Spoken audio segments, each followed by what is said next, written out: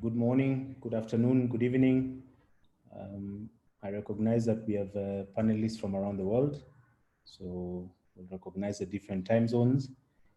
And welcome everyone. As we just wait for more participants to get into the room, we've just put in a poll for you just to answer. So please be going ahead to just answer that question that is on the screen now.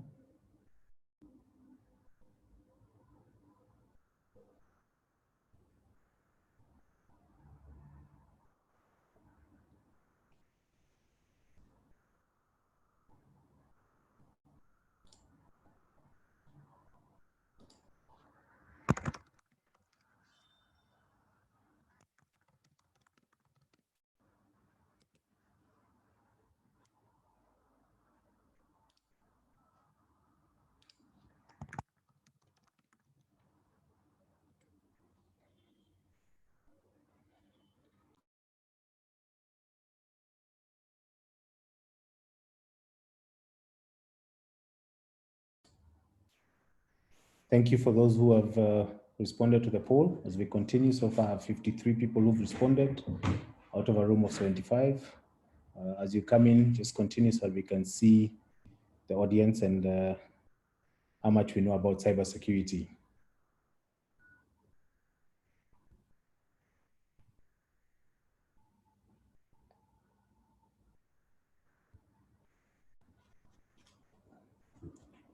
So we'll give it 2 more minutes and we'll start at 2:35.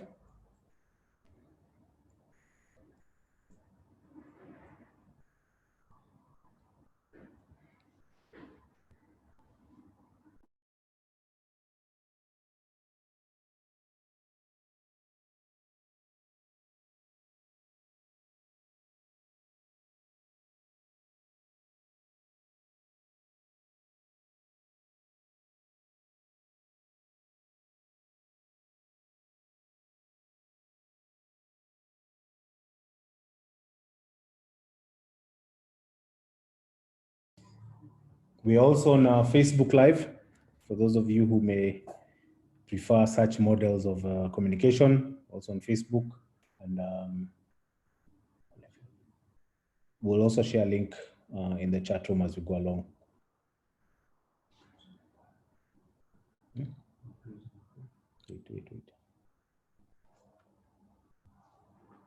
How many have responded? So far, we have 68 respondents from the poll. We'll be closing the poll shortly and just getting that as the first results as we go along. All right. You need to close.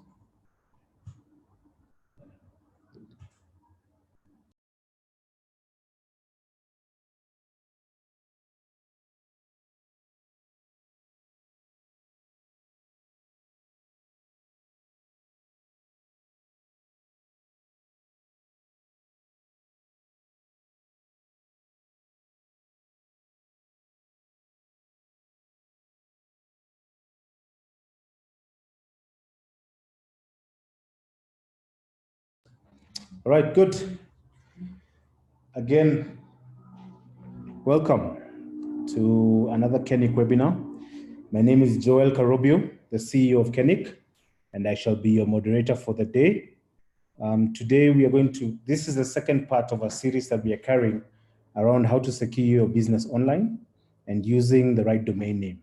In the first session, which was about a month ago, we talked more around online branding and how to choose the right domain name. Then we looked at intellectual property and trademarks and the legal aspects around that. And we also had a conversation around web security and the best practices then.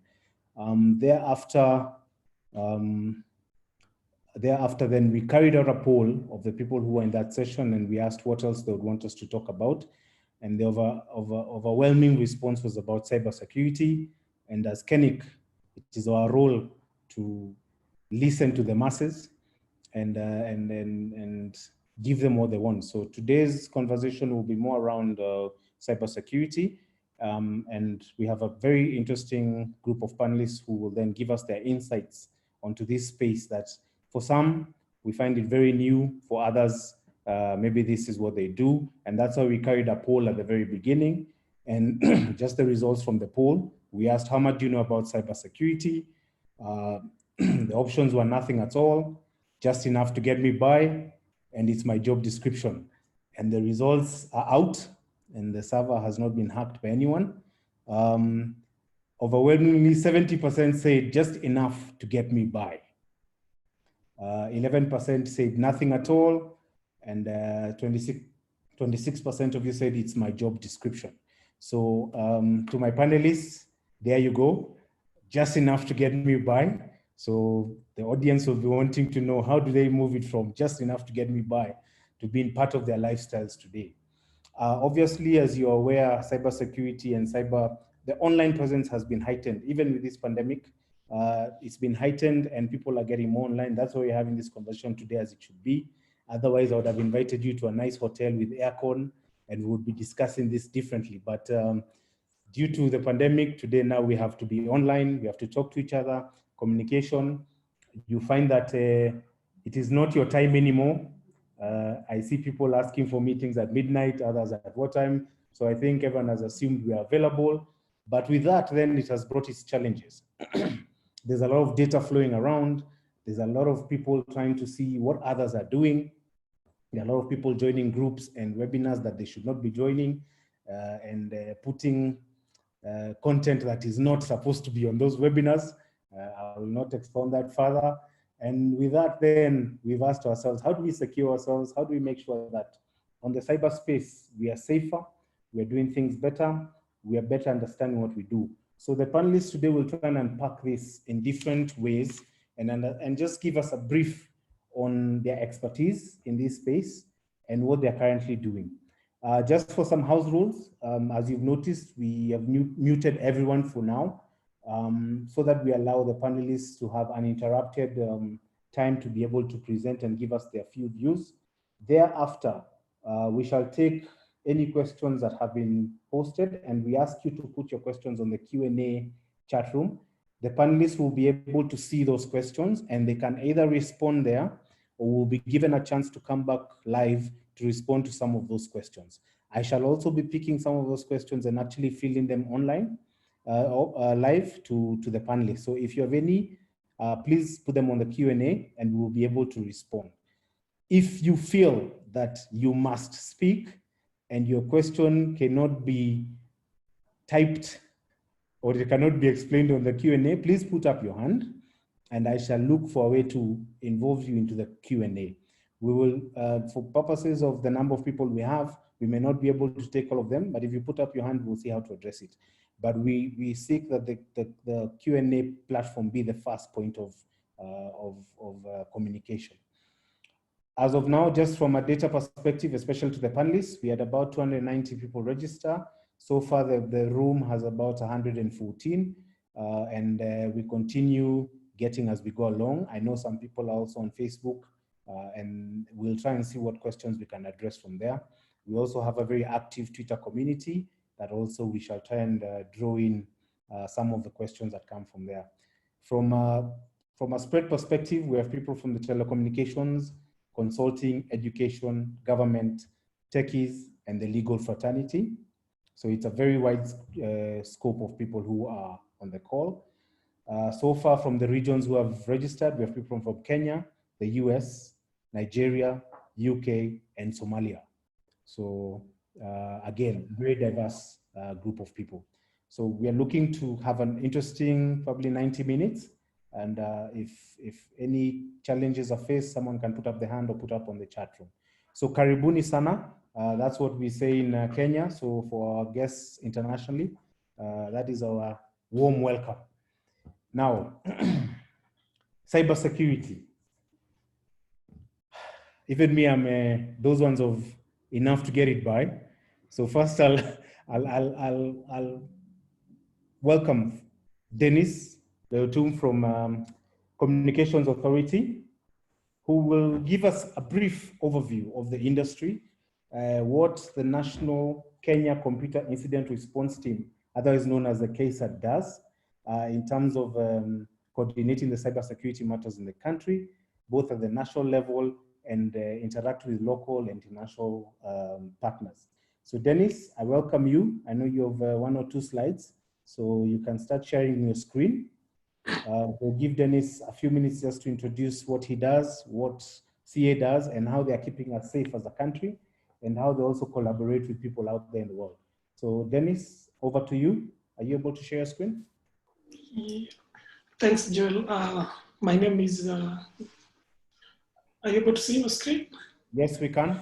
Yeah, so my name is Dennis Loyatum. I work with Communications Authority of Kenya, specifically the Cybersecurity and E-commerce division, which also houses the National Computer Incidents Response Team.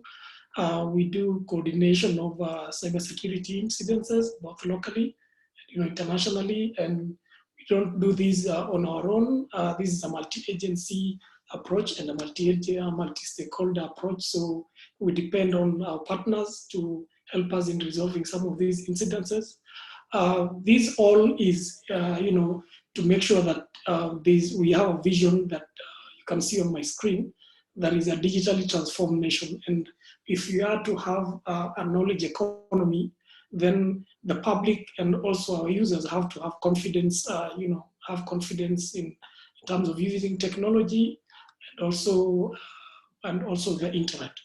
This has been, I think, one of this period, though it's a very dark period for the globe, but it's shown the need for having online presence and being able to transact, just not within your locality, but internationally, and make sure your business does not stop just because you cannot get out of your house or your office. So I'll just quickly introduce the Communications Authority. So it's for those who are maybe new or maybe not from Kenya. So the Communications Authority is the regulator for the communication sector. And under the Kenya Information and Communications Act, it's mandated to develop a framework for cybersecurity management. So this also is in line with other responsibilities that includes, promoting and facilitating the development of e-commerce among other roles that it's stipulated under the Act. So the authority, through the National Case Act, puts in place processes, people, and technology so that we promote this, confidence and trust, like I said before, in the use of technology and the internet. So this is just a brief introduction of my organization. I'll just give a brief overview of what we, as the National Case Act, do. So first of all, we do the technical coordination and response to cyber incidences. Like I mentioned, we do this in partnership with local players and also international players. And this has also been very instrumental. It's also very key that you include all stakeholders in terms of having this conversation. I thank KeNIC for putting up this webinar, because our biggest stakeholder is the user, and the user comes in different forms. Those who are technically competent, those who are just using technology for their social life. There are those that use technology for, getting their message out there, like what we are seeing now with schools. And we do this through holding workshops. There's a campaign that is we are running worldwide, and it's called Child Online Protection. This has been this campaign during this period, especially now that we're having kids at home and parents not knowing what to do. So we've been giving out information to the parent, the resources that they need, and also any questions that they might have. Another component that is very important is we issue early warnings and technical advisories on cyber threats. This is just what we get from premium. Cyber threat intelligence is important. This you can get from the open source, you can get from subscribed services, and now also this helps in terms of how we advise our constituents, just making sure the Kenyan cyberspace is safe. And also in terms of research, we do research and development in cybersecurity in partnership with various organizations and institutions, especially those of higher learning. So just to give you a brief, our participants a brief overview of what the landscape looks at this moment. During the period, this quarter, from January to March 2020. So we're able to detect 34.6 million cyber threat events. So what happens is once we receive these events, and we'll have to analyze them and also sort of in technical terms, say, try and see which ones to escalate to who and which ones to give priority in terms of how we address them. And also this informs, the decisions that we make and the advice that we give to our constituents, and also our constituent also being government agencies.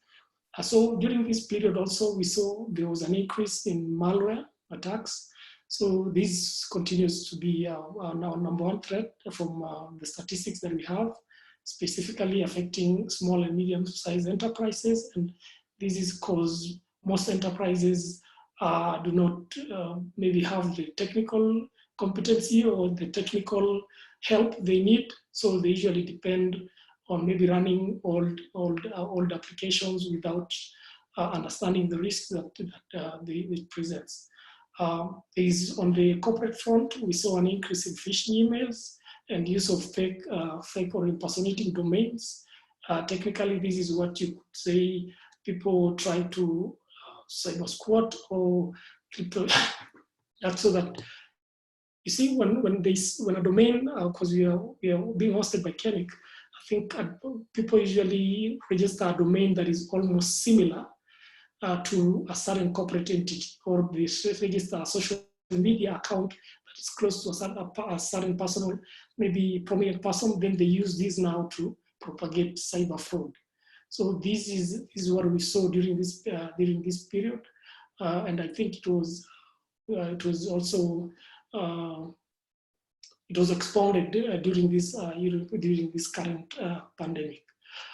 For our viewers, just to keep it short, for our participants, how to reach the National KSAT. So we have a web portal that is on our screen right now. And you can also reach us via email and telephone hotlines that you can be able to send you can be able to reach out and maybe file a cyber incident with us. And also now we'll deal with it as per standard operating procedures.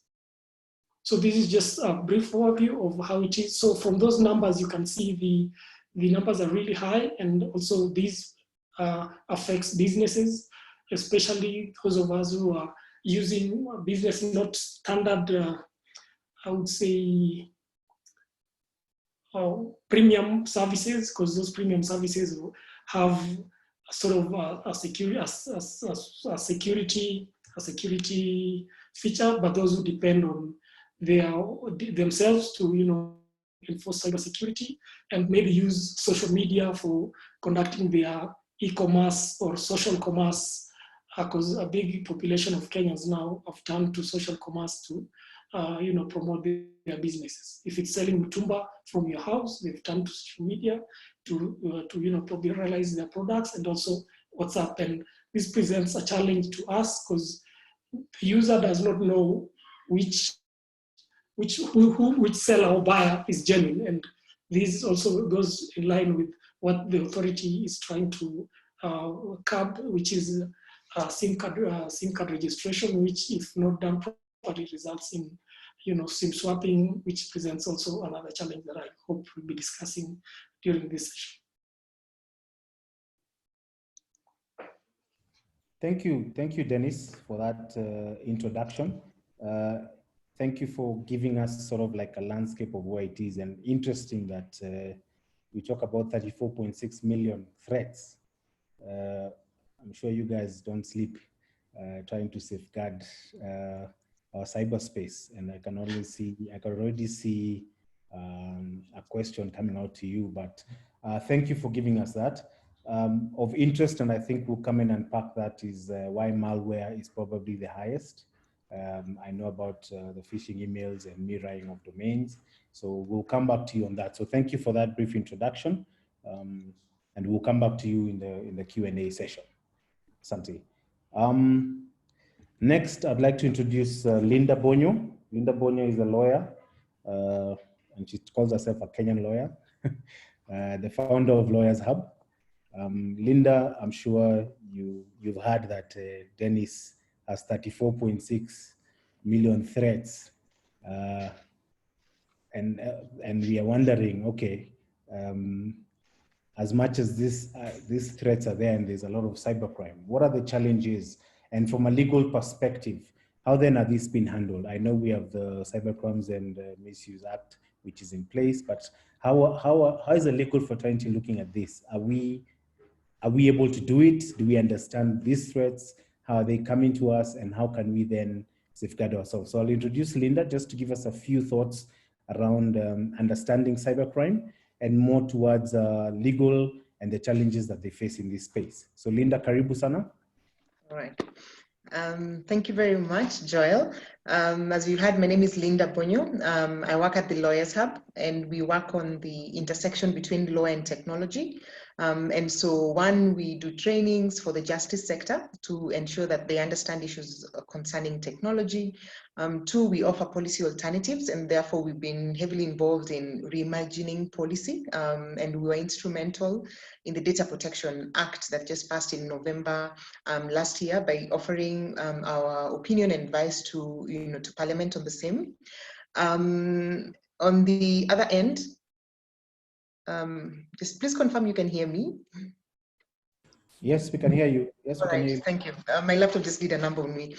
Yeah, and so it's been impressive, the growth even within the justice sector. The past 1 year, we've seen a lot of interest. As my colleague from Communications Authority, Dennis, indicated, COVID-19 has sort of accelerated everybody going digital, including lawyers and also the justice sector. Just this week, 2 weeks ago, I think on the 1st of July, that's a week ago, we had the Chief Justice launch the e-filing system for the judiciary. And so we are as at risk as everyone else within the, in the country, but also to indicate that there's been growth within, the legal fraternity of lawyers getting interested in the space and learning.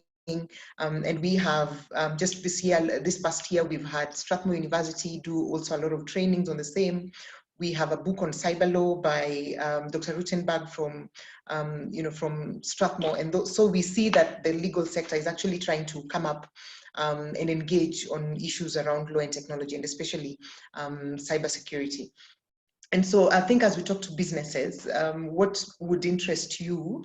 I think one is to look at how do you, there are crimes of omission and commission. So are there things that you are maybe not really concerned about at this point because you don't know about them, yet ignorance is no defense? Or two, are there things that you're doing to get an edge? And sometimes we want to win in business, and so you want to get this edge that will get you more customers. And in return, you may find that some of these things are actually illegal. And so I want to just draw your attention to the Computer Misuse and Cybercrimes Act that came in Kenya in 2018, that was passed by Parliament. There's been a little bit of drama around the law. We had the Bloggers Association of Kenya go to court, and parts of that particular act were suspended. And their basis was that there was a curtailment on freedom of speech. That was a major sort of argument. However, we had the courts declare this year that those parts were sort of unsuspended, and so they enforce. But the Bloggers Association of Kenya are still in court on appeal, and I think the matter is coming up on 31st of July for direction. And so it means that the Cybercrime Act is still in force. We also have the Data Protection Act that came in force in November 2019, I think 26th of November 2019. And so we also have parts of data and how you control and use data within the country covered for within the Data Protection Act. The challenge with the Data Protection Act now is that we still do not have a data commissioner who is supposed to operationalize parts of this particular law.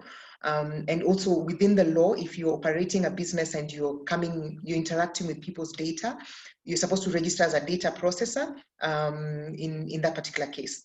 And so going back to the Computer Misuse and Cybercrimes Act, I'd want to maybe just direct you to maybe your sort of business. We talked about domains and why maybe your domain is so important. So maybe you would see, okay, Colgate has too many customers, and so I'll call my business, Colgate, and set up a domain around it. And so the Computer Misuse and Cybercrimes Act brings into, force an issue called cyber squatting. So if you think that you will just sort of get a domain that belongs to either somebody owns a trademark around it, and you want to confuse customers in that particular regard, the law would treat that as cyber squatting. And so please don't just buy domains because you want to get a competitive edge. Ensure that you actually either own the trademark and that there's nobody who owns a trademark in that particular environment. And one of the things that you could do is to first do a business search. Before you quickly settle on a domain, sometimes it's good to do faster search, but then also go online, check on the Kikobo website and see what exactly is there, and also on the KIPI website, check exactly what's been registered, because we have now open access to know what intellectual property have been registered. You'll be able to know, and then that way you don't get into, just because a domain is available doesn't mean it's available for you. Maybe someone owns a trademark around it. So that would, if you go against that law, it will be considered cyber squatting, and so you need to to keep off the same. And I'd also want to indicate that many times, because we do not know these things, we think, and if you're running maybe a small business, you're a business name, and so you think nobody will ever come for me. But if you're a business name, for example, there's no distinction between you and the business. And so if somebody sues you, they sue your personal property as well. If you're a company, then you actually, increasing your debt, because if somebody sues you, you lose a lot of time, and you also lose, a lot of clients as well, because you didn't own this sort of rights. The other thing is about publication of false information. Sometimes you want to get over the edge and say, you know what, I want to be number one in this sector. We are going to malign our competitor. So the temptation to publish false information, the temptation to, maybe sometimes people do revenge porn, and say maybe you're competing against somebody and you have nudes for these people, and you want to post it online so that you could maybe cause shame to their business and people will move to your business. Those are considered crimes under the Computer Misuse and Cybercrimes Act. Anything on cyber harassment, some of us are online as individuals and we keep harassing, people. Somebody posts a picture, you see women posting pictures and people will talk about them, and and this happens a lot on Twitter. And I actually think there's a report out on, Kenya is becoming like a cyber harassment spot, and especially for Twitter in Africa, which is quite unfortunate. Also for companies that are working, those companies that are, sometimes you have interception of electronic messages because you want to get, you want to get ahead within your business. Do not intercept anybody's emails or electronic information just because you want to get ahead, because that's a problem. Internationally, what we've seen, that something that happened in the US, I think with China, where you have Chinese who are sort of trying to conduct cyber espionage. Do not do that, either on governments, on your competitors. Do not get data that doesn't belong to you. Do business the right way. Sometimes it looks harmless and it looks like it's available. I'm told of a story where there was a hacking incident where somebody went to a place where they have lunch. So there's this great organization, but they all have lunch at a kibanda. And somebody came in with a device. And so they said, you know what, we are giving out USB devices. Who is interested? And so they all took it and they went to work and plugged it in. And then that is how they were cyber attacked. So in this particular case, if you're doing something like that, just know it's simply a matter of time, and the experts are going to just let you know how this can be done, but it's simply a matter of time before you're caught. It's actually sad when you're a business, because the law puts the cap on the fine at 50 million. For a small business, 50 million, there's no way that you could have this. And we have countries in the EU who don't even look at a cap at 50 million. They look at a percentage of your turnover, your annual turnover. And that means that you actually would not be able to make profit. And then for life, you need to figure out a new business. So I think the area of cyber crimes is something that small businesses should be aware about. You should, take care of your data, take care of your user data. Don't misuse it, don't sell it. We have cases where people are working with telecom companies, or they're looking for guards and telling them, give us information of everyone who comes into this building. Do not play with people's data. Take great care of data. And now that we have the Data Protection Act, it's sort of really, gives us a comprehensive way in which Kenya can deal with matters that concern data. The question that I was asked before is that, are the laws really accurate? Are they enough? Are they comprehensive? I believe we still have a long way to go as a country because one, we have challenges with data protection. Number two, we've had challenges with the Cybercrimes Act because of the cases in court, and therefore we haven't fully, realized the advantages of this particular law. But then also three, we have a weak sort of judicial system because we all go to, we go to law school, we get admitted as lawyers, we only start to specialize at master's level. Until about 3 or 4 years ago, we didn't have many universities offering master's law degrees in IT and anything related to cybercrime. But now we have this influx of schools, especially in Europe and in the US, that are treating these particular areas. In Kenya, we don't have specialized courts. So we don't have a specialized cybersecurity court that will handle issues on cybersecurity. So it means that as we progress, we need that upskilling of lawyers, upskilling of the tech ecosystem to understand how policies work and how we can better our policies, upskilling of members of parliament who pass laws that may not necessarily favor small businesses who are trading. Because if you look at the fines, for instance, they do not favor small business. You'll have to pay, or what do you do if you're unable to pay?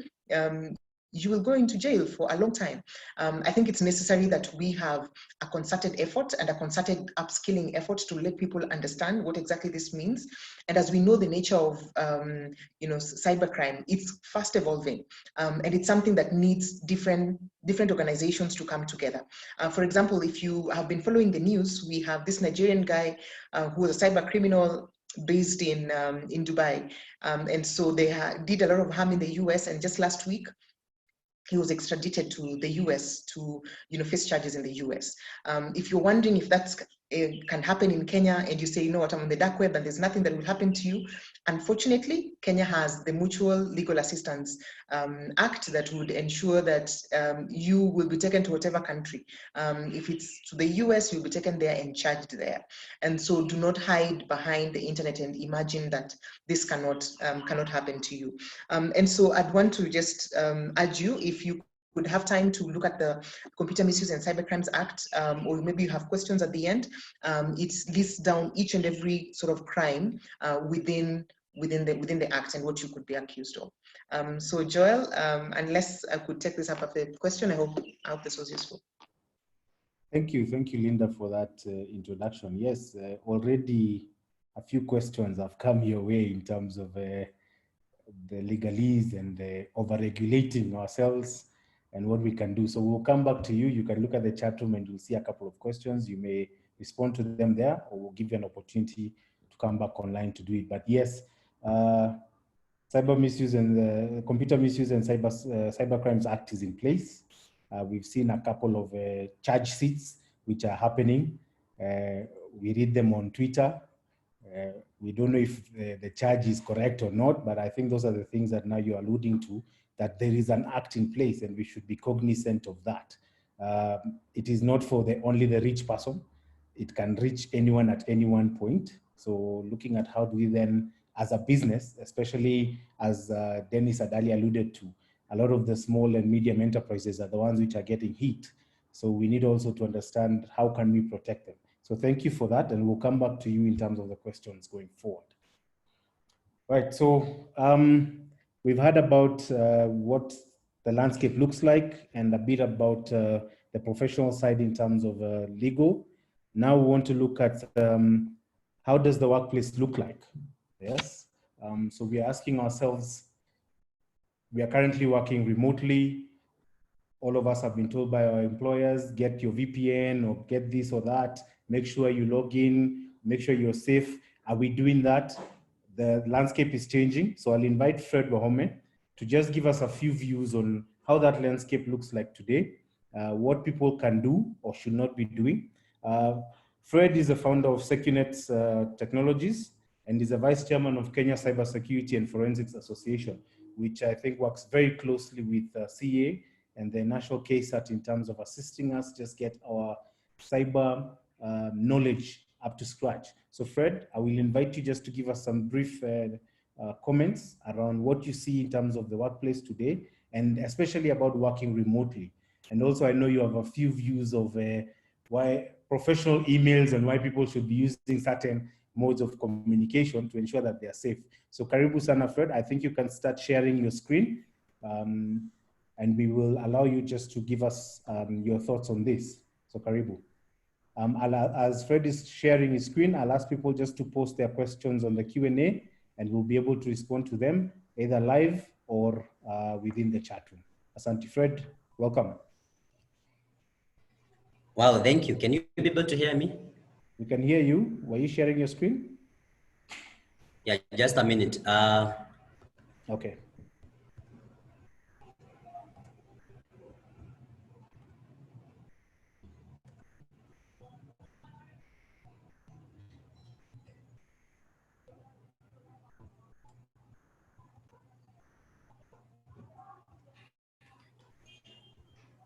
Yeah, we are good. So, We can see your screen.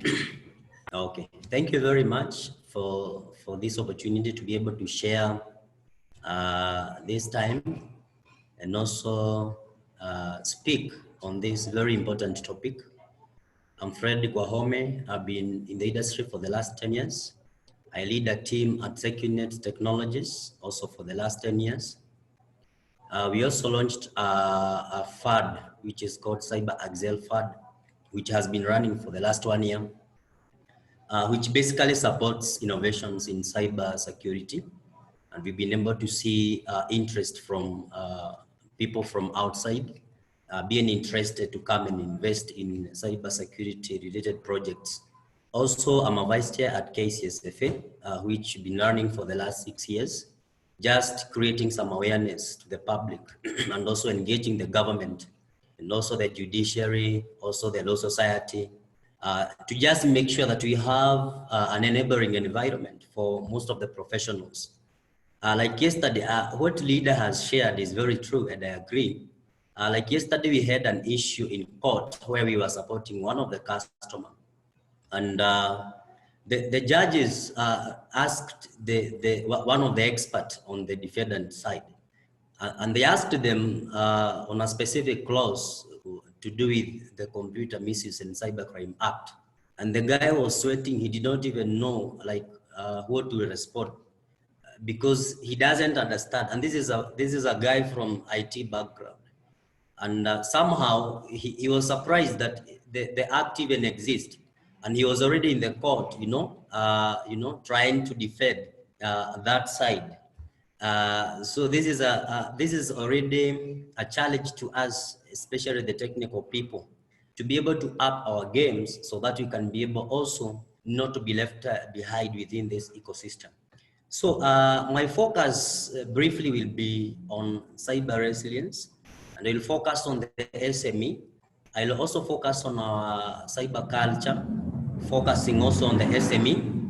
I will also focus on the supply chain, because many SME, they engage different partners, different stakeholders, especially this time of COVID-19, where you are able to give your employees and your members of staff, you have given them access to your networks, you have given them internet access, you have given them VPN access, and even email access.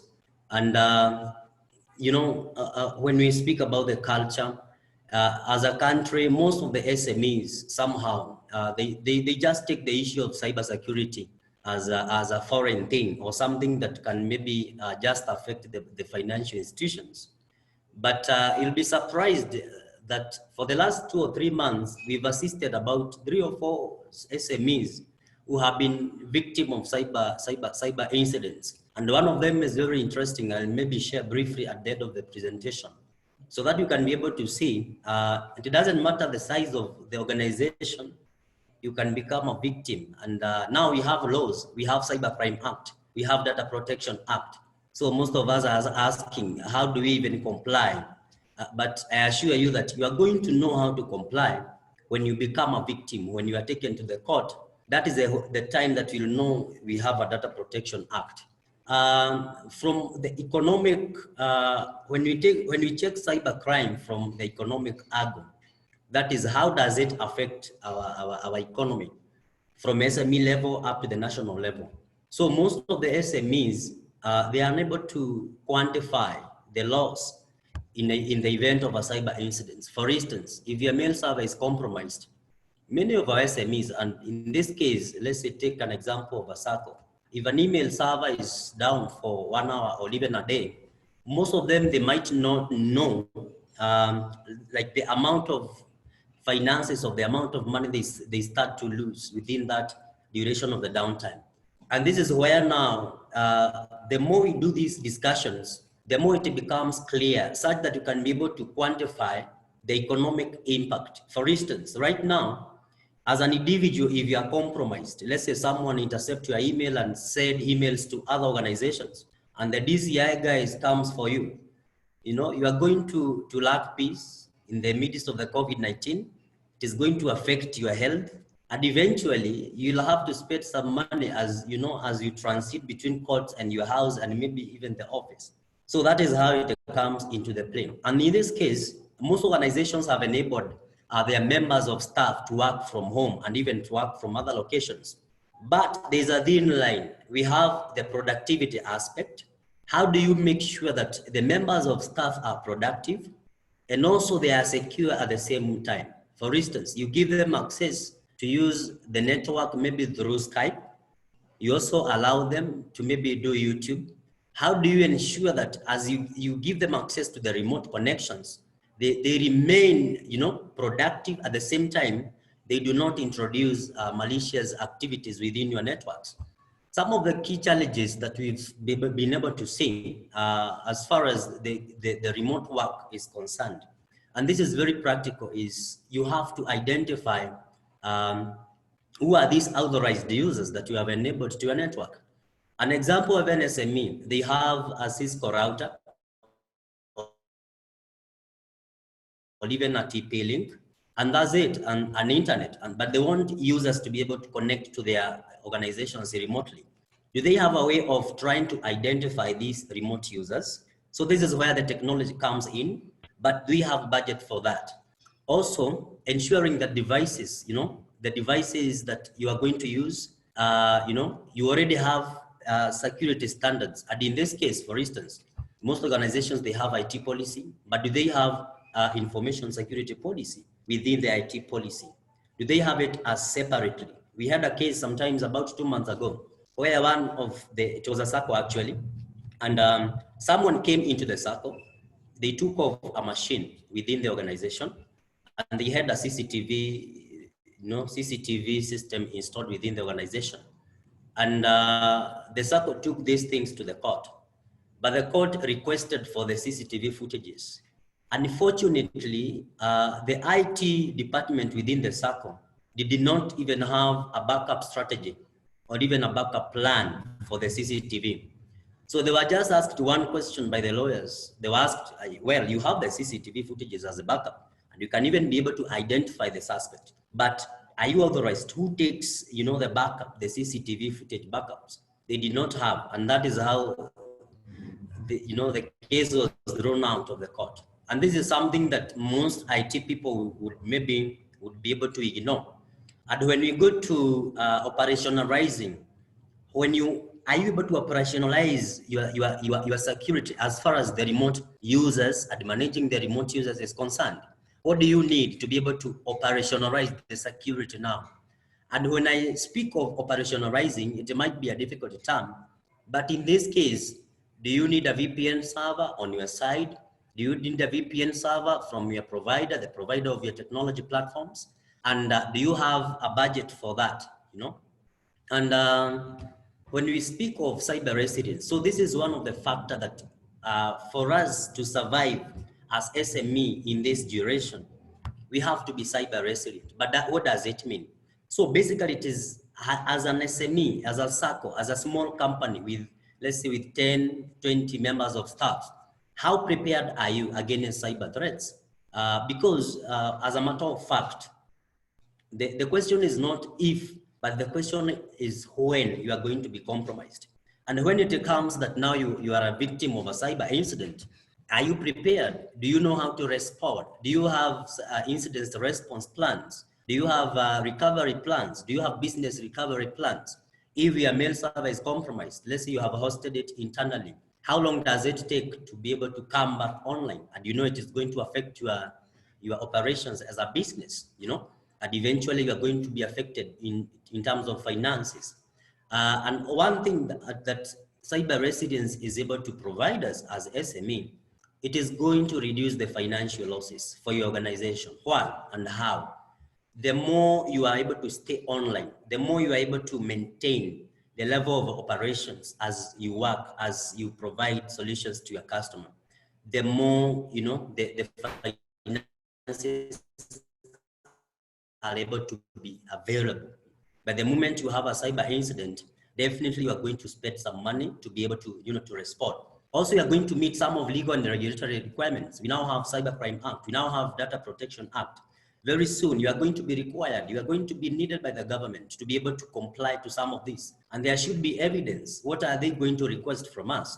Do they request a compliance certificate? Do they request for us to have conducted some pen tests? You know, all those things. Also, improve on your culture. Internally, you'll have good culture. And when we speak of culture, in this case, we are speaking of our members of staff, our employees. How well do they understand on the risks? You know, for instance, if most of us, anytime you are walking on the road, you already know subconsciously that you're supposed to look right. You know, you look left, you look right. But how do you know this? It is something that is already in you subconsciously. How can we make the same thing to happen within our organizations such that we subconsciously are able to have this culture? Before you open an email, you subconsciously know that it can be containing something harmful. And of course, it will protect your brand, because every time and now and then, if you are being compromised every day, definitely it's going to compromise on your reputation. So some of the good culture in cybersecurity in Kenya for SMEs, what does it speak about? Definitely, this is about our employees, our members of staff. How well do they understand? How well do they understand? How well are they bought into the company's visions? And if they are into the company vision, it means that they are not going to click anyhow. If you give them access to the internet, if you give them access to, let's say, to YouTube and all those things, what are they going to stream? So this is where we are able to create that culture amongst ourselves. It doesn't matter what department you are in, whether you are in cybersecurity, maybe you are in legal, maybe you are in the human resource, but what matters is that you can become a victim within the organization. And what will happen is that if you are compromised, which now leads to the organization being compromised, you are the one going to pay for that, you know? And some of the benefits that we can have is that when you are using the personal devices and you are at home, do you use the same device for other jobs? Do you visit other websites, you know? Do you get into other platforms using your laptop? Do you go to Java, you know? Do you add other, you know, hotspots? Do you access public Wi-Fi, you know, using your company's devices? Do you already have antiviruses in those computers? Another thing is accessing network over insecure connections. Maybe you're working from home, you are using one of the internet service provider. The other day we were able to see one of the ISPs, they are sharing their customers' password on Twitter, on the public platforms, you know. Targeted phishing. How well as member of staffs do you even know how to identify a phishing email? Can you be able to differentiate a genuine email from a phishing email? And the last one is on the supply chain. Most of these SMEs and organizations, you have a supplier somewhere. You have a company supplying you with the internet. You have someone supplying you with APIs. You have web developers. You have all these people who are able to facilitate your business. And one thing that you need to ask yourself, where is your weak link? You may have invested a lot of money building structures, building networks, building VPNs, having SOA, having SCM, all those things. They are okay. But now, how about the person who comes into your organization to update you, and they can become the weak link for most of SMEs. And this is one area that the SME need actually to work on, because they need to capture a minimum baseline in their contractual agreement with their suppliers. If you have a contract with the internet service provider, apart from ensuring that the internet is available all the time, have they ensured that within that contract they have committed themselves that an attack cannot come from their side? And if it comes from their side, can they be liable for that? And I think even the law is going to also address on that area. So the last one is what opportunities are there? We cannot keep complaining. We cannot keep saying that Kenya is not prepared cyber-wise. We cannot keep saying that the government's not doing this and that. Every person in the whole chain has their own part to play. In this case, if you look at an SME, they first need to prioritize. You may not have a lot. Sorry? Can you hear us? Can you hear me? Can you hear me? Yeah. Sorry, we had lost you. Just winding up. Okay. So the last one on the opportunities for SMEs, we cannot keep on complaining. We cannot keep on saying that this one is not doing this. Kenya is not prepared in matters of cybersecurity. We cannot keep blaming on the government and all those things. So in this case, a standard SME, all they need is first to prioritize. Let's say you have some few computers in your office. You have a TP-Link router. You have bare minimum. That is all you have. You do not need to invest on a very serious firewall. All you need is to start with antiviruses. Have someone, engage someone. Maybe you cannot even afford a full-time IT person. Have someone to be able to to advise you. Have someone to guide you to come up with an IT policy. From there, our IT people, most of us, I give you a challenge. Can you just can you provide some of these services on pro bono basis, just as our lawyers usually do? Can you just get into an SME, try to show them, try to come up with a policy for them at free of charge? We also have KeNIC. They are already providing us with daily updates on the issues of cybersecurity. So I can also challenge them to try maybe package some of those feeds so that most of the SMEs, they can be able to, they can leverage on the same feeds so that those feeds can add value into their environment. Also for our .ke registrars, this is a challenge also for you. Is it possible to educate most of your customers so that they can enable some of DMARC, SPF, which makes it harder for cyber gangs and cyber criminals to spoof domains? This is something that you can just offer as an add-on value to your customers. And I think with that, there's a lot that you're going to discuss. And thank you very much for giving me this opportunity to be able to share the knowledge. Thank you very much, Fred, for that very elaborate presentation. I think for those of us who are running SMEs, these are key areas that we need to look into. And I'm sure if the questions in the panel on the chat, you'll be able to respond to some of those. Last but not least, Bright. Bright gave us a very interesting topic. He asked us, all these days you guys are having webinars and all these things.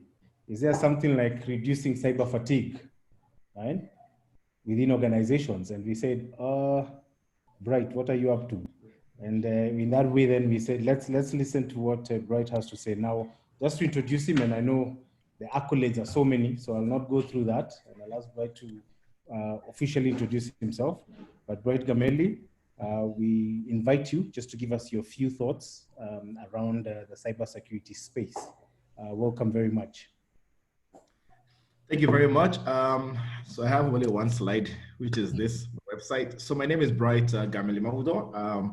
I currently head the Managed Security Services for Dimension Data East Africa. Also founded something called Africa Hack On, where we actually show you exactly how hacking really happens and not just hearing about it. So that's what we do. I'm also in the comfort practitioning part of things. So I like to be also physically secure, not just cybersecurity secure. So I'm going to just talk about some of the basic things, some of the things that have been happening. Right now that we had COVID-19, some of the issues we are facing is the fact that we have email security issues. People are working from home. They have absolutely no idea what exactly is happening. You see board members started getting confused. Okay, what do we focus on? We need to still make money. We need to still make sure that people are working effectively. We have people inside the organization systems where they have anti-malware solutions are not the right things. They don't know what to do. Is it even stopping hackers from coming in? We have insider threats. People inside the organizations are stealing from you, are the ones who have access to everything. And you're wondering, how do you control people when you're at home, people who are in the office, because there's a skeleton office for most people. You mentioned about VPNs. So you have a VPN, is it working? How do you control that VPN? And do you know if you're at home, you're using a VPN and I hack you at home, that means I have direct access into your network, into your corporate organization, access to almost everything. Who is doing what, when, and how? What exactly is going on? That's active monitoring. Is it being done? And should anything happen that maybe your computer gets hacked or your system gets hacked, your email or the likes, what kind of incident response mechanisms do you have to put in place? If you have an incident response being put in place, what are the ways for you to do what we call actualizing timely mitigation controls to make sure that you are actually going to mitigate this cyber attacks and the likes? Cloud backups, people are thinking of what, do you have a business continuity? Then those are some of the little things that we never thought about, again, when whole COVID-19 started, and then people are getting confused. Now, this is where we need to start moving from cybersecurity. From today, I don't want anybody to start talking about cybersecurity. We have to talk about cyber resilience.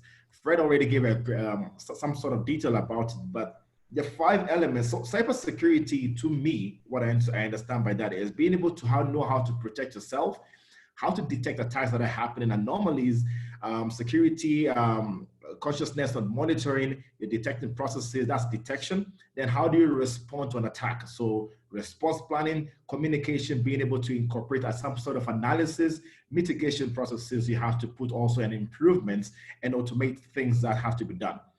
Cyber resilience, on the other hand, is being able to identify some of these things that are going to happen to you before they even happen. And again, how do you recover? We've been talking too much about, in the past, we've always been seeing things that we prepare our systems not to ever fail. We're like, you know what, you're going to design our bulletproof networks, bulletproof applications, nobody can hack it. Trust me, the amount of bugs that are going out there, you can't have 100% network safe or system safe. You can only have an improved version of it. So you can't design things to not fail at all. You design to be able to recover very quickly. You can't prevent every possible attack that comes to you, because as we speak right now, the amount of hacking that is going on is crazy that we can't even think about. So you have to assume that you have been compromised.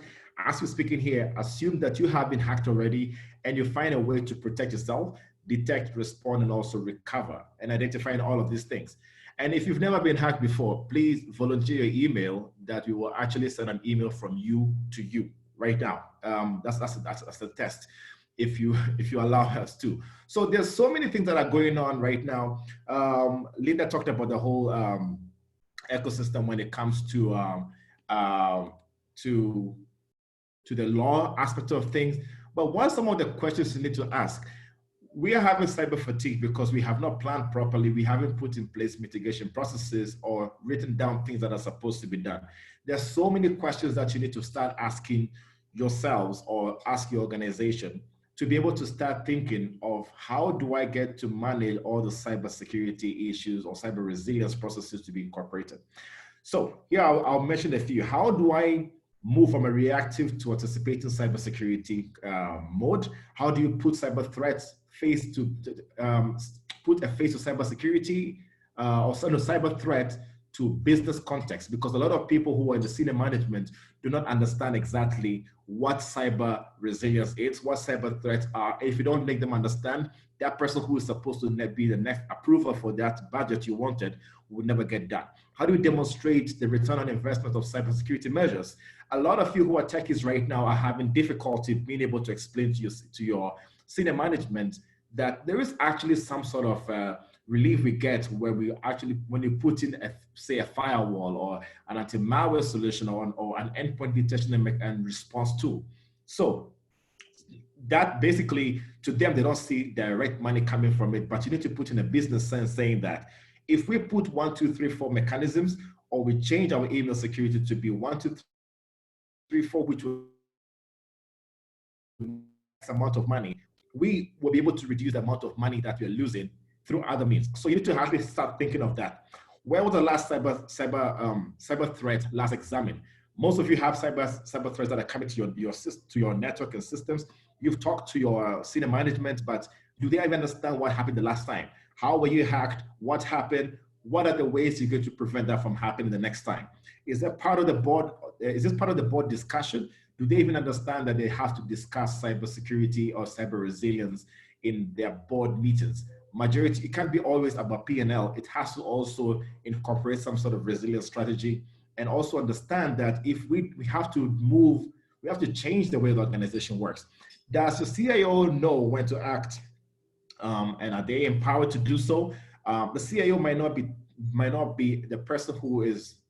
The CIO obviously gets information from the CISO, which is the Chief Information Security Officer, but the CIO now relays that to the entire business when it comes to the CIO. The CIO stands in between the technology and the technical people and non-technical people, to put in a very small thing. So if a supply chain puts your business at risk, third parties, there's a time when there was one of the hotels in Kenya where, to compromise that entire network, only took my team and I compromising the Cctv, the TV camera, the TV network that was in the hotel rooms. We're told to actually test the security. So we had authorization and we had to sign everything before Linda puts me on the stand. That the network that connects to the TV was how we got into the entire hotel. To put anything off, you can put another TV, so you can basically do everything. So third party, and that was also because of a printer that was acting as a computer. So we have to start thinking of the fact that third party engagements or integrations or vendors who come to put some systems or some sort of devices in our network can leave us to be vulnerable.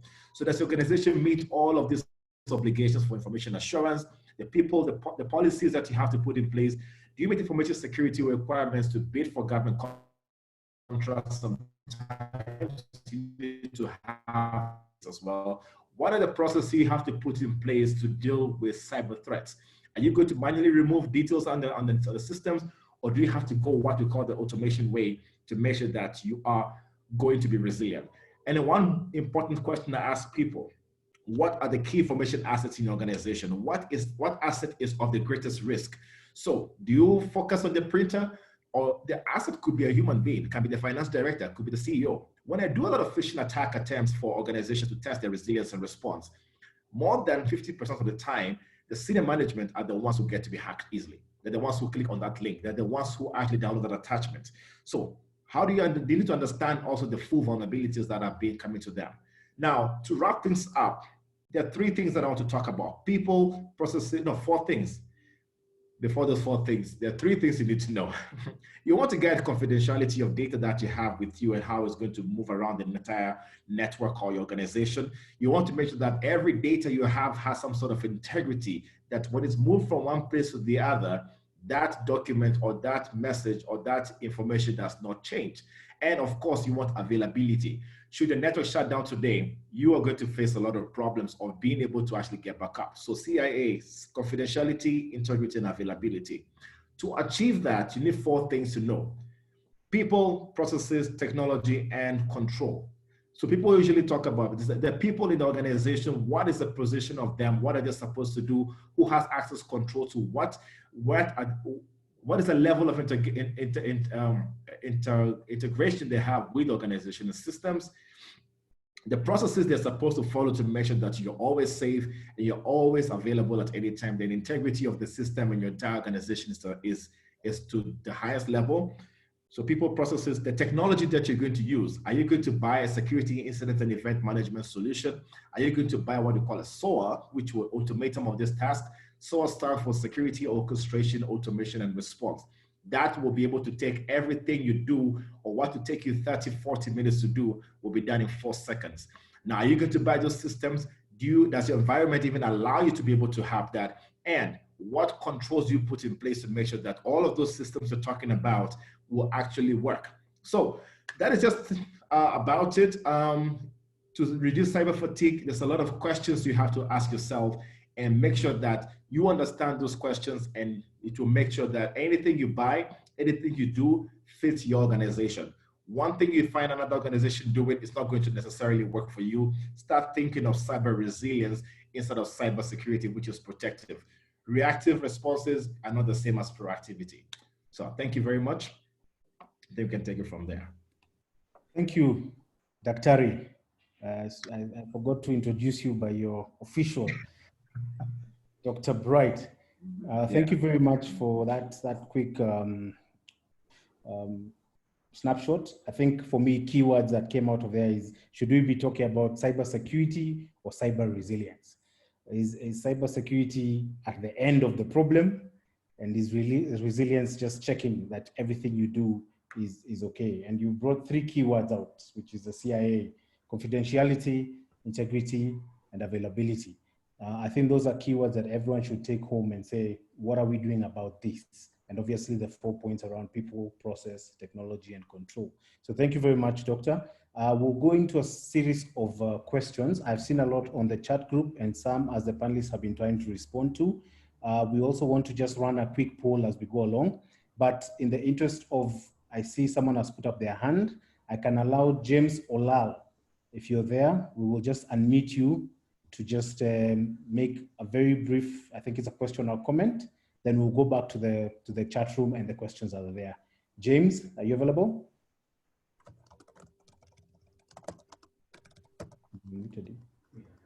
James?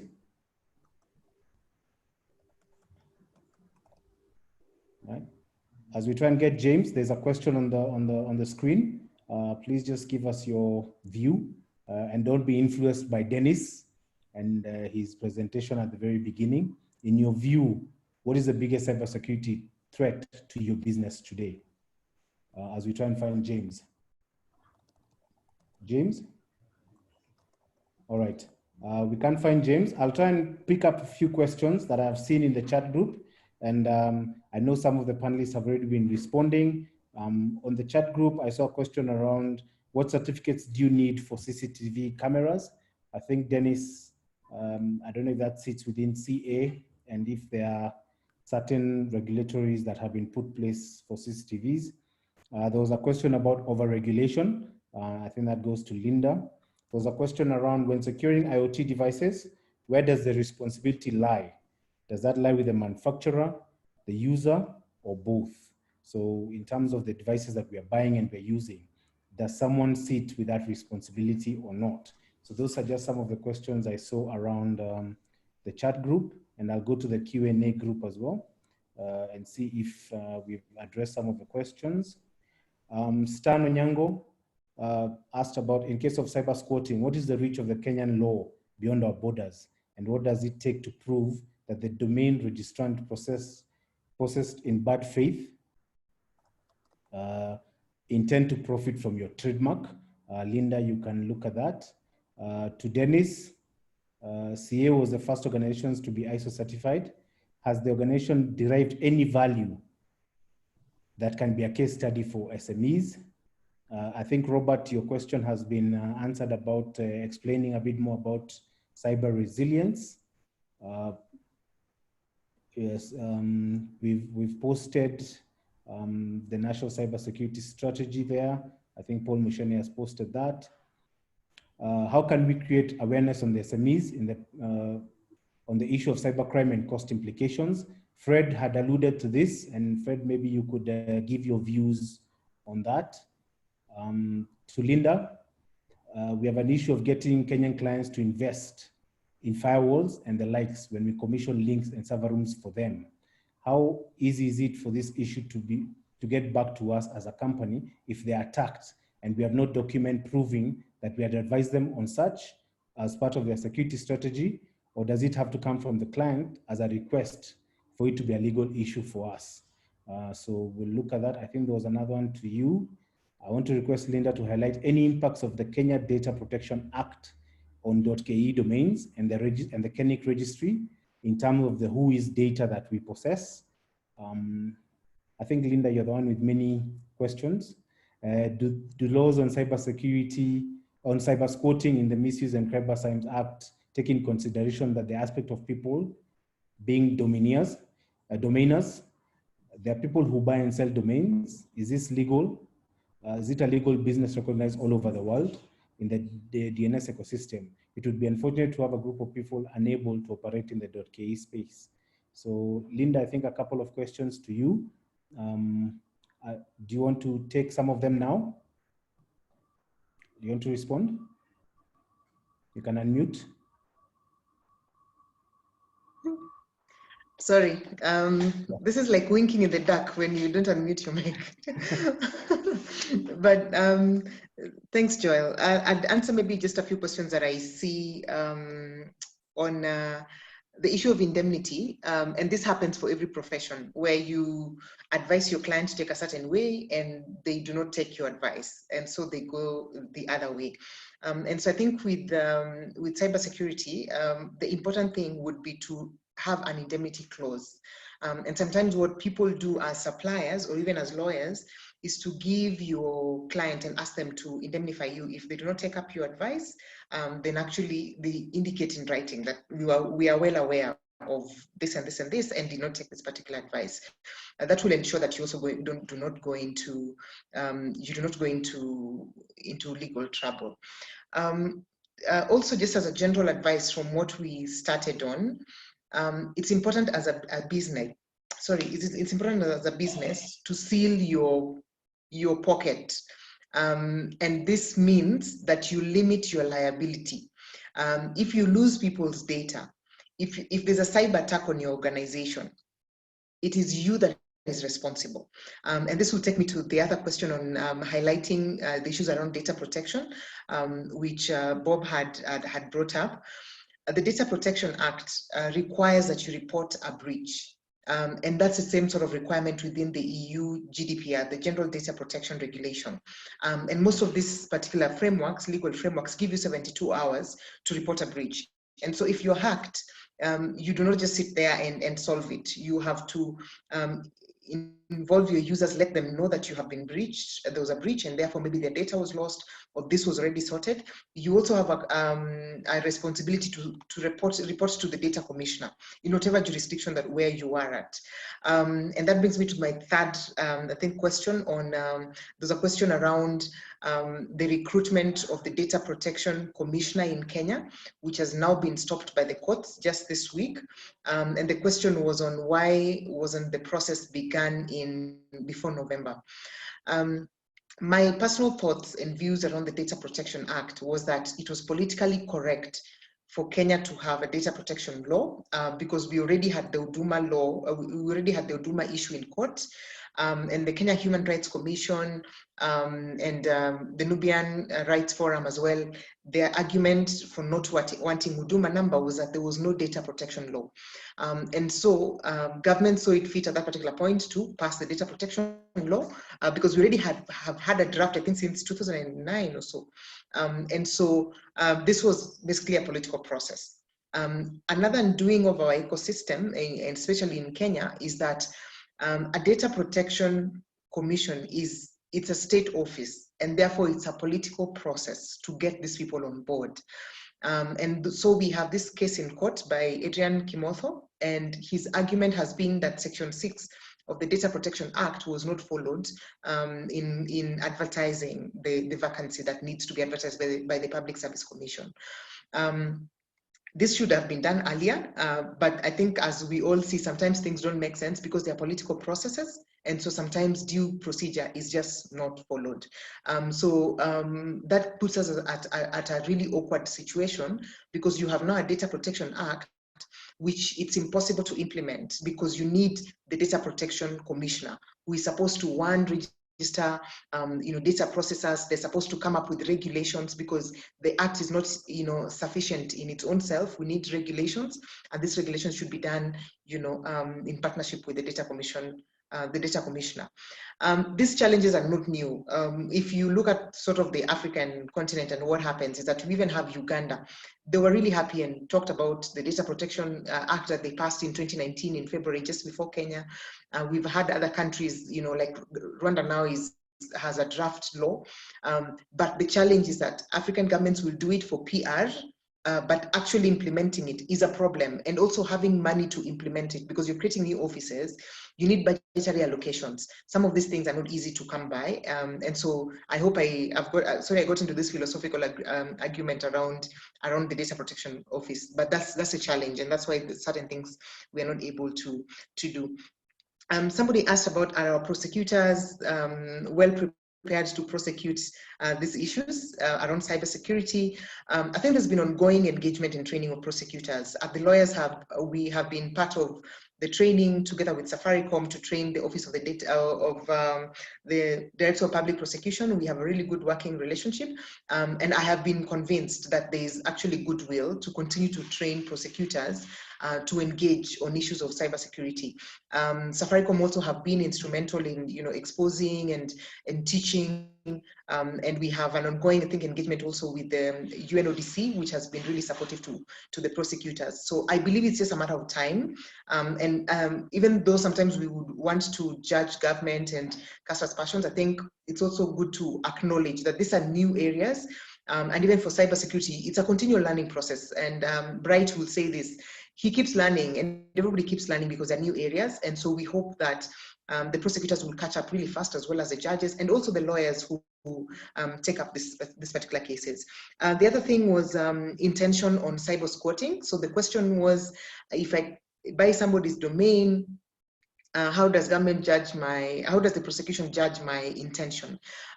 Section 28 that talks about cyber squatting, or within the Cyber Crimes Act, says intentionally. And so there are defenses around passing off. So the defense would be, maybe you're not aware, and that the problem with our system in Kenya is that even up to this point, you'll have two people owning the same sort of company. You'll have maybe Linda Bonyo Limited, and then you have Linda B Limited. Just because sometimes the registrar of companies may not have kept a keen eye on this, and then they do not communicate as well with KIPI, so that they know that we do not have to register such companies because KIPI has already registered a trademark around it.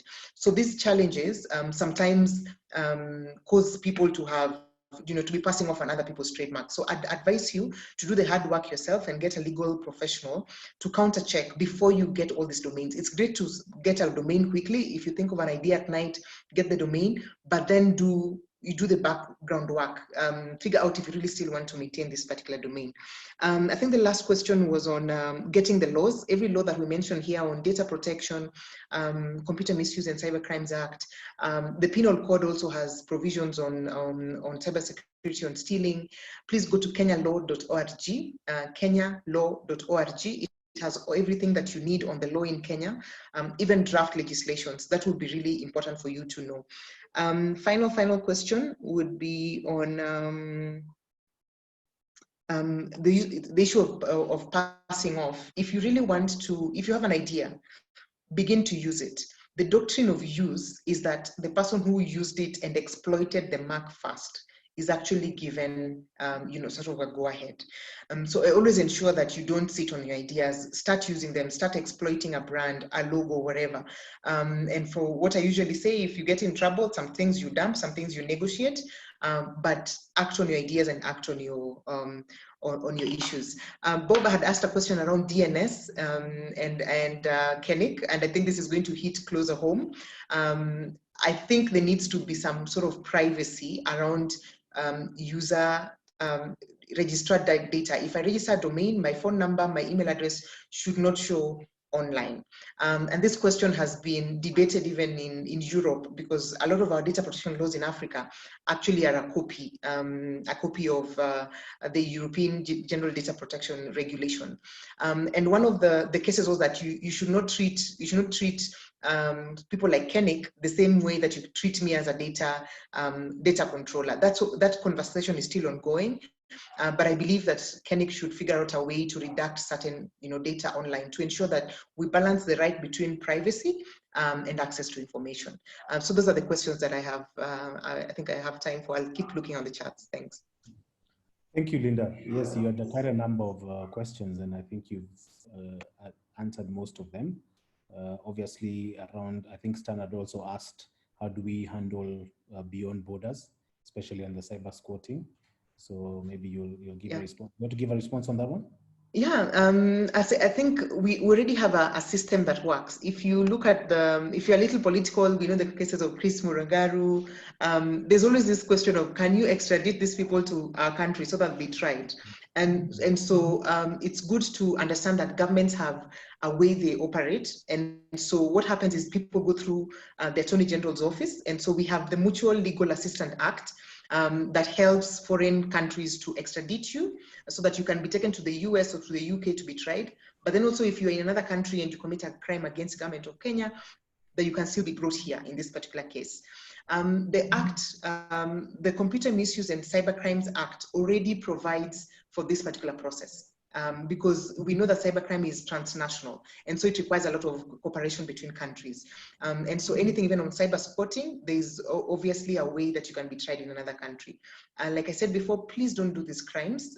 They're attempting, and I know people have talked about Juja, and there was this report, I don't know if it was a fake report, about Juja being the hotspot of cybercrime in Kenya. And we have Nigeria, for example, the Yahoo boys in Roysambu. Please do not. Just do stuff the honest way. It's painful, it's slow, but you won't spend the rest of your life in a cell in Miami. Thank you very much for that piece of advice.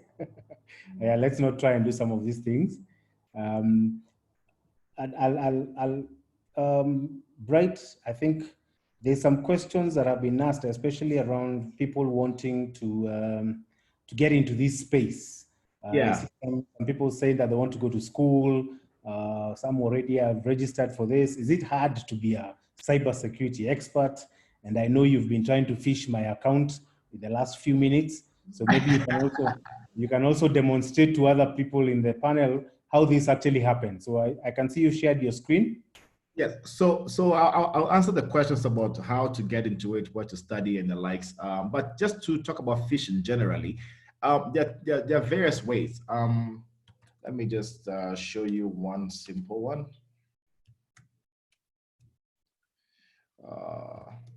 I mean, all these tools are basically very simple to use. So the most common thing you see is everybody wants to get an Instagram account verified. So the easiest thing is I would say, I want to get a blue badge and a sticker on my Instagram account. And if I start this, it's a very simple program, generates a link for me that I can use to actually send to somebody. And mind you, I can send an email from anyone to anyone, but I'm not going to do that because there are lawyers in the house. So assuming that I put that here, this shows you a page that looks like a normal, typical Instagram page. Now, this email can come from anybody, and I'm so sure some of you have seen it. It comes to your email, it looks like it's from Instagram, it looks very legitimate. And when you click on the link, it comes with something like this. Mind you, that domain, I did not register it. It's just a temporary domain that I wanted to use.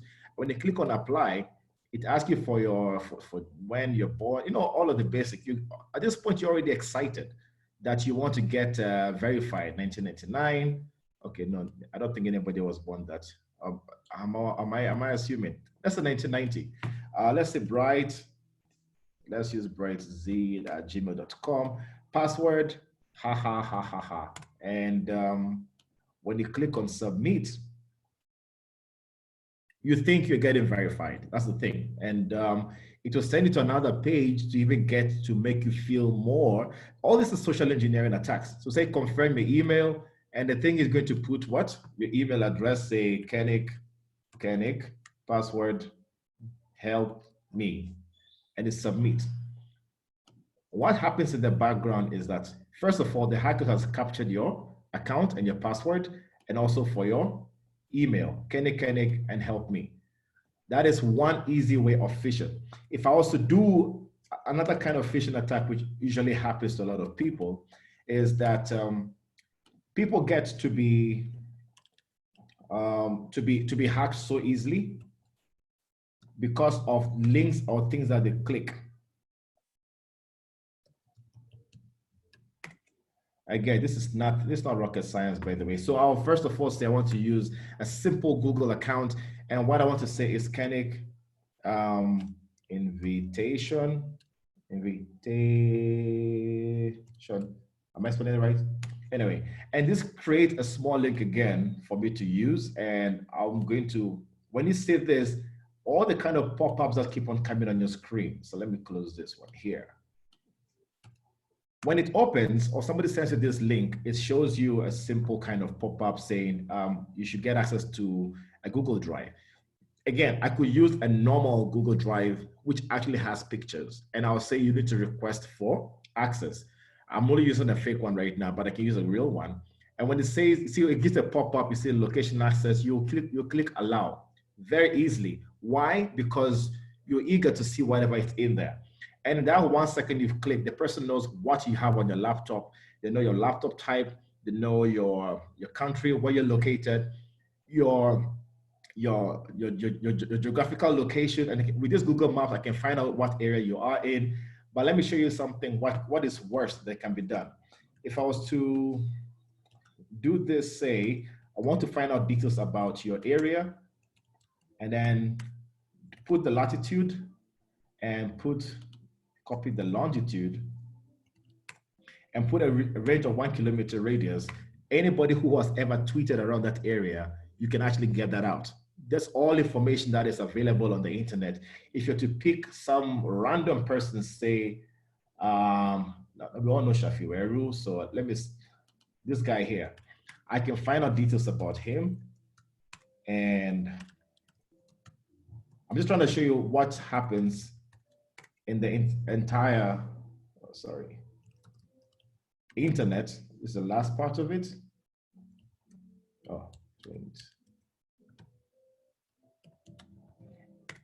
And all this is happening because there's information that is readily available.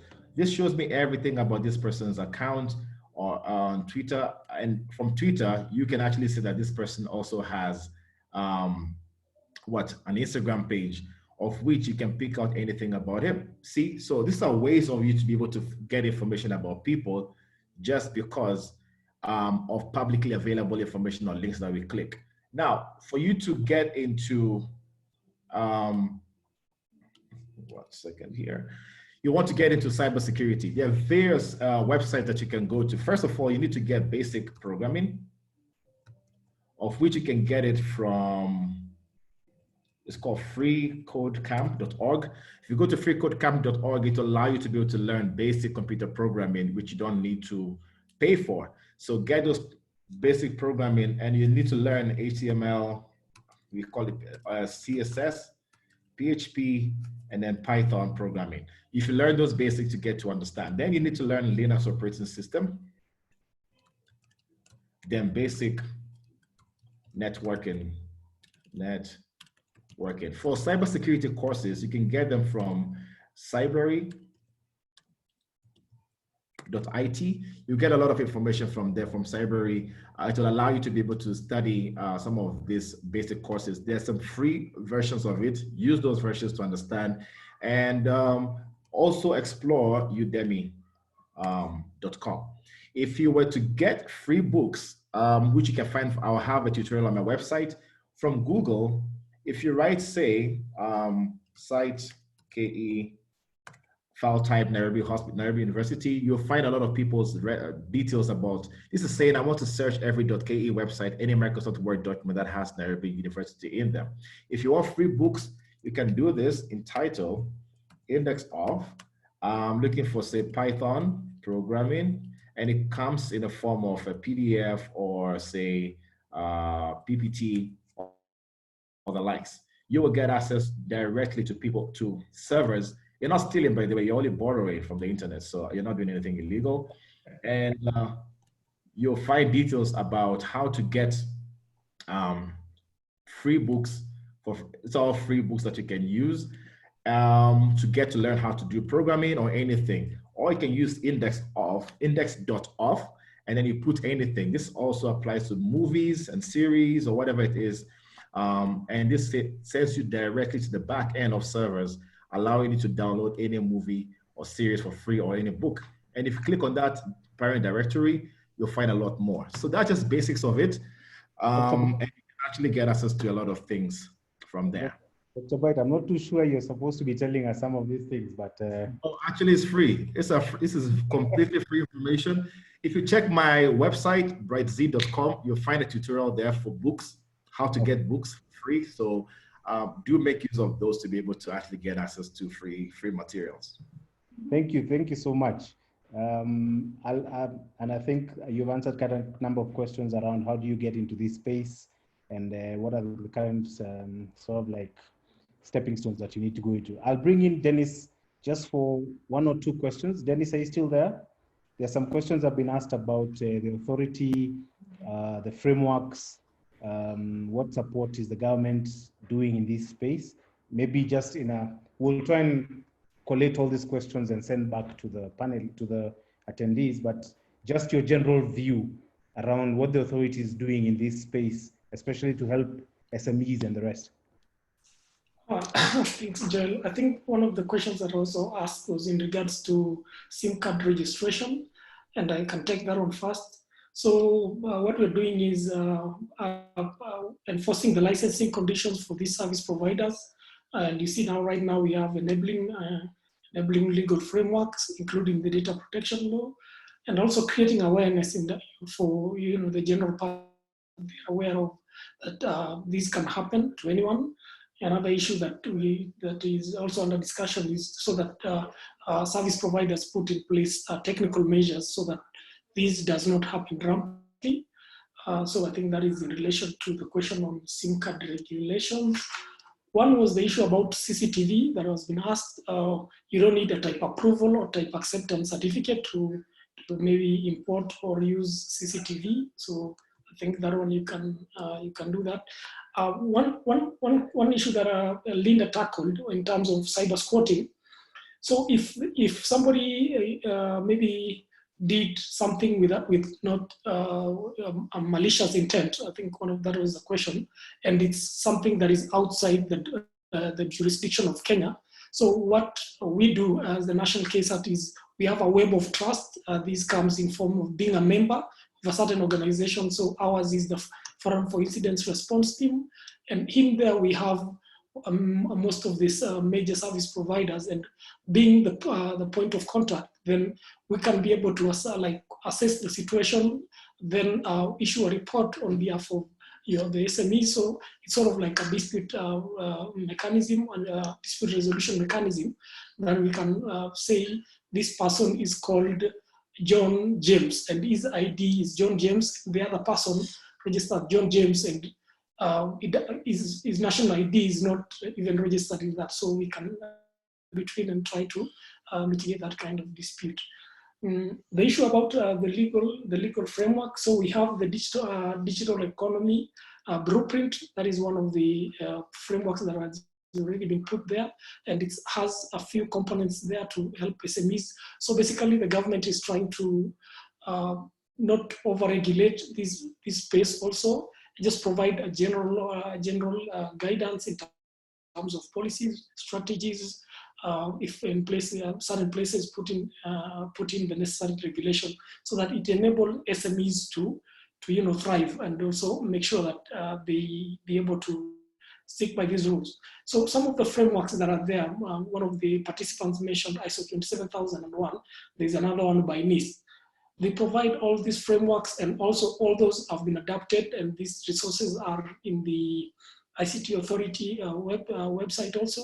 So now they've been domesticated, and also we've prepared best practice for cybersecurity for also small enterprises. They can use it to guide them in terms of implementing these. And I think there's an opportunity here for those especially the young people, to sort of have a sector SAT or because we encourage sector SAT because it addresses unique challenges that SMEs are facing. Maybe as a fee, maybe as pro bono, as Fredrick mentioned, and I think also Fredrick has said that they have a package for SMEs. So all these resources are there, and I think it's just organization. It needs somebody to lead that discussion, and we'll be more than happy to lead, maybe facilitate these discussions for SMEs, because as I said, this just came out recently in the first quarter of our report. So that is why we brought it out, and I think now it's just looking at remedial action. In terms of business registration or media, if any SMEs is facing challenges in terms of social media, the most important thing that we are pushing some for is the registration of a SIM card, because for you to defraud somebody, especially in Kenya, you have to use a phone number. So the window will be through social media, but to sell somebody a t-shirt or a fridge on the internet or Facebook or Twitter or WhatsApp, Instagram, there is an associated telephone number. So I think tightening those kind of regulations would limit those kind of fraud. Thank you. Thank you, Dennis. I hope that has addressed some of the questions, especially for the SMEs and how they can get assistance. I know the CA website is robust with information, and in that way, then people can also look at what information is there. I'll invite Angela just to make a quick question or comment. Angela, are you there? Yes, thank you, Joel.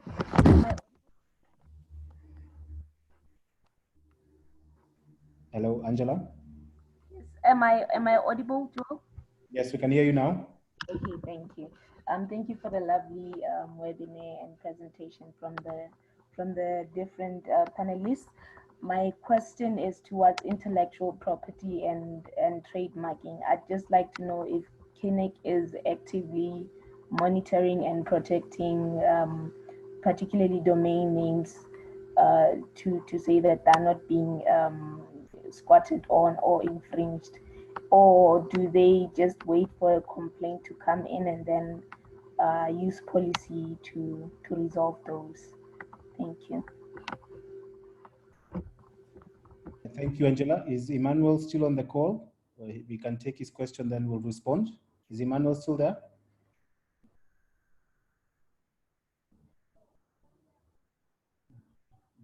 Okay, I'll just respond to Angela because I think that was more to KeNIC. We try and monitor as much as possible, although the number of domains that we have are quite many. So we're not too sure exactly where some of these cyber-squatting threats are, but we have a relationship with the Kenya Intellectual Property Institute, where all our trademarks and IP matters are handled. So in the event that there are challenges, then we collaborate also with the Communications Authority within their team, where they get some of this requests to check if these are right or wrong. We also work together.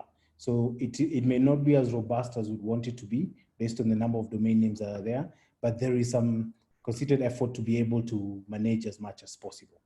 So yes, that is a work in progress, and we try as much as possible. And I think we had also discussed this at the last webinar in terms of people, and also Linda has mentioned that ensure you trademark or IP what you want to do, and ensure that you also choose the jurisdictions that you want these trademarks protected, because we find that some people have trademarked only in Kenya, and someone can do the same thing in Tanzania or Botswana.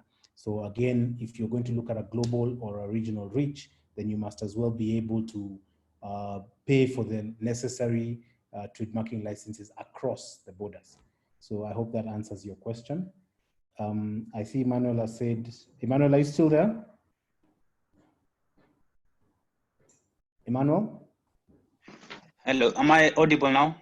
Yes, you are, please, very briefly. Oh, thank you. So mine is just a comment.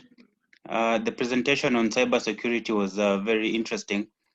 Personally, I know someone who we went to school with, and I think the presenter might also know him. His name is Obanikwe Okeke, who was nabbed by the FBI, I think 2 years ago, because he was trying to fix, I think, $100 million from a company. And this is someone we went to school with. I knew him personally. So this thing is real, and you just rather do things the right way. Thank you. Thank you, Manuel. And I think all our presenters have said the same thing. Do your things right, and then you shall be able to do clean business. I think someone mentioned about clean business and starting on the right foot. So I think that would be important for us to always do. And that's our rallying call, that make sure all your trademarks, make sure all your registrations are done right. And in that way, then you're able to run a clean business. I would like to, in the interest of time, Stan, unless it's a very burning question, we can give you half a minute. Stan? Stan? Stan, go ahead. Okay. I'd like to just ask our panelists to give one final remark, closing remarks, in terms of their view on their business, what they've learned today, what you've had. Any last parting words to our attendees as we close? I'll ask Fred.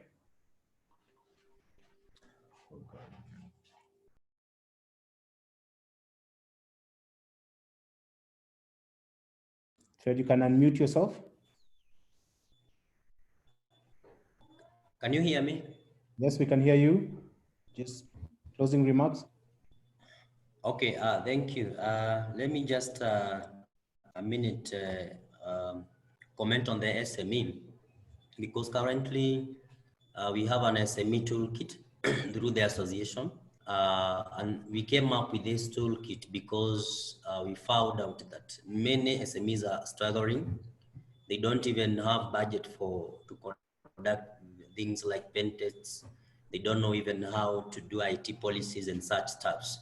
So the toolkit is provided free of charge to any willing SME.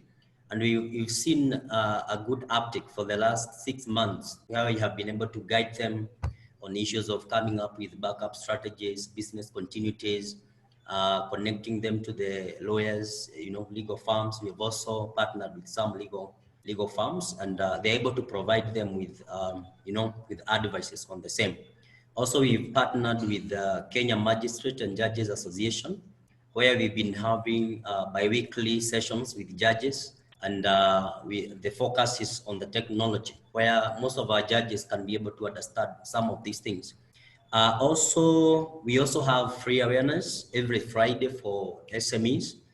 We do 1 hour where we just, we do awareness on cyber issues, on risk and what they're supposed to do. Some of them, they need to understand about standard operating procedures.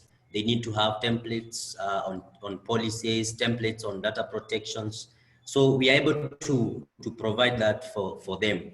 And as a final remark, thank you very much for hosting this specific session. And one thing that we've also been able to do is we've been carrying out a research on some of SME and even the financial institutions. And you will be surprised that about 40% of our banks only do have the DMARC and SPF on their domains, which makes it a bit easier for most of financial institutions to be spoofed. For SME, it is now, you cannot even comment, because most of them, they do not even know whether DMARC exists at all. So let us keep, having these platforms.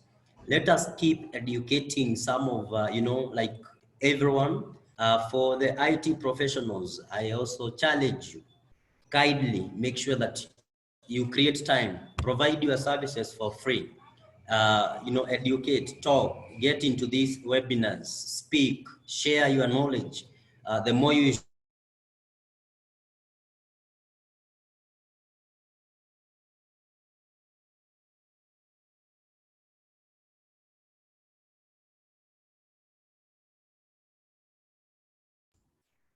I think Fred, we've lost Fred. Fred, can you hear us?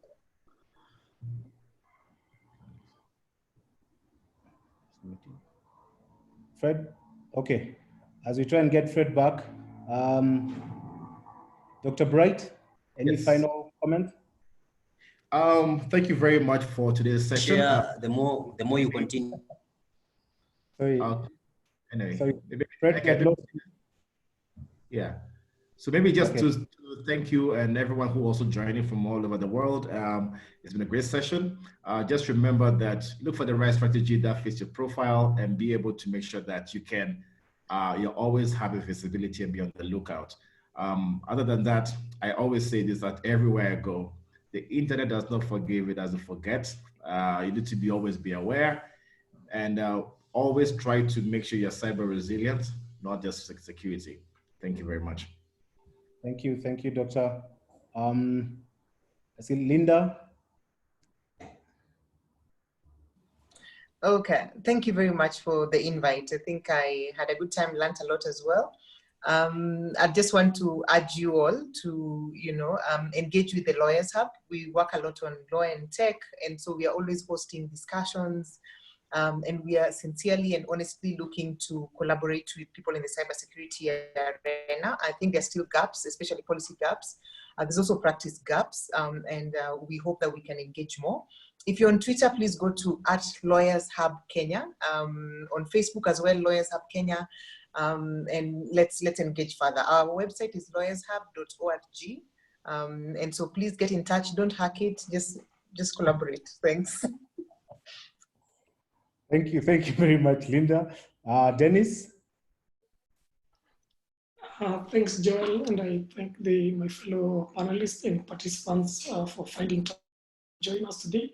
What I would encourage the participants is to just report some of these incidences. They might be incidences that do not fall within the purview Communications Authority, but through these we'll be able to learn what are the gaps, what do we need to address. If because like users have mentioned, all these things do not need regulations, laws, or everything. It just needs closer collaboration so that we can be able to address them, like the issue we are discussing now about SMEs. So our contacts we already shared with them, but you can find them on the Twitter feed and also on Facebook in this webinar. Thank you. Thank you, Dennis. And to all the panelists, thank you very much. I'm sure with our collaboration with KeNIC, then we'll also be able to share all your contacts and all the activities that you guys are following. As Linda said, let's not hack it. We'll be able to share the different webinars that are happening in this space. And as the information center, then we'll be able to give you more information as we go along. With that, I'd like to also, just before I close, I would not do justice if I just didn't mention some of the people who have made this happen. One is AFTLD, which is run by Barak and the team. Let's put this together and the conversations that we've managed to do. There's ICANN, which is represented in Kenya by Bob, who actually then gives us a lot of input in how to carry out some of these webinars and the conversations that we need to have. Obviously, Dennis and the Communications Authority for hosting KeNIC. We are brother and sister. We sit in the same house. So we thank CA for being that great host to us and allowing us to do this and allowing us to run this business. So we recognize CA and the role that they have in terms of KeNIC delivering its mandate. Last but not least, as you've seen, there's some Twitter happening, there's a lot of social media, the invites you got to our partners.survey who've made this possible to be able to give us that traction, that reach, and we thank them as the agency for being able to do that. Last but not least for me, please, if you don't have a .ke domain, this is the time, this is the day. Reach out to your registrar or the person who helps you get yourself online and actually sign on to have a .ke. It's safe. You'll not have some of those conversations that we've had today. We've put some of the measures in place. Our security is tight. So we think one, and I just see a comment here that Bright needs a .ke domain. By tomorrow, he shall have one. Thank you, Bob, very much for noting that. Without further ado, I'd like to close this. It's 4:20. And thank you for all of you for keeping with us. I know we had said it's 90 minutes, but the conversation was very interesting, so we moved on. So I'd like to thank you all of you for joining us today. Without you, we wouldn't have had this.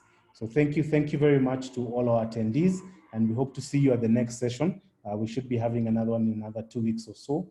And some of the comments we've taken have actually given us new ideas of which topics to address. So thank you everyone, and stay safe. Follow the guidelines that our government has given us, and keep safe. Thank you very much. Oh, by the way, we will share all the presentations and the recording. You will get an email with all of this information plus the questions and how they are addressed. Thank you again.